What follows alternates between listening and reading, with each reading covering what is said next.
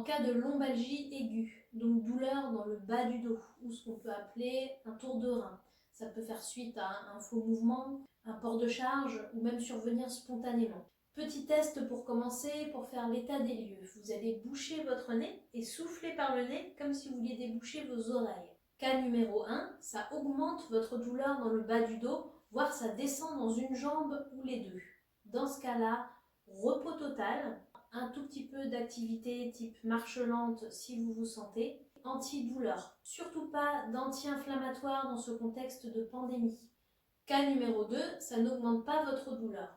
Je vais vous montrer quelques petits étirements que vous allez pouvoir faire afin de diminuer les tensions musculaires locales et rendre les douleurs un petit peu plus supportables.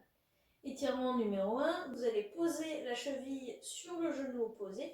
Vous venez faire le tour de la cuisse et vous tirez sur la cuisse en reposant les épaules. Vous pouvez même augmenter l'étirement en venant attraper ici le tibia. On y va progressivement. Il faut que vous sentiez que ça tire dans la région de la fesse. Si ça tire dans le dos, on arrête. Étirement numéro 2, on vient se placer sur les genoux. On va ramener les bras le plus loin possible vers l'avant. On peut même augmenter l'étirement en mettant les bras d'un côté et de l'autre. Vous sentiez que ça tire dans la région ici lombaire. Troisième exercice, on vient s'allonger sur le ventre et on pousse doucement sur les bras pour relever le torse. Le bassin ne se soulève pas, il reste bien collé au sol. Et là, vous allez jusqu'à la limite de la douleur. Quand vous sentez que ça commence à tirer dans le bas du dos, vous redescendez un petit peu. Et on va faire 10 répétitions.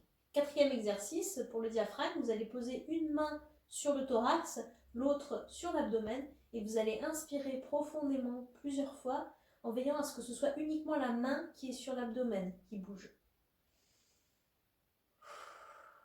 De cette manière, vous allez pouvoir détendre le diaphragme qui est toujours crispé dans les problèmes lombaires. Bien évidemment, si vous sentez que l'un de ces exercices augmente votre douleur pendant ou après, vous arrêtez. Tout ce qu'on vient de voir est une approche symptomatique pure, c'est-à-dire qu'on va agir sur la conséquence. Ça va en aucun cas régler le problème de base. Si vous êtes bloqué aujourd'hui, c'est que vous avez une faiblesse posturale quelque part et que le corps ne compense plus. Une approche chiro-globale est primordiale pour retrouver la cause et éviter toute récidive. Ne laissez pas traîner ça. Si ça stagne ou que ça s'empire, consultez votre médecin ou appelez votre chiro.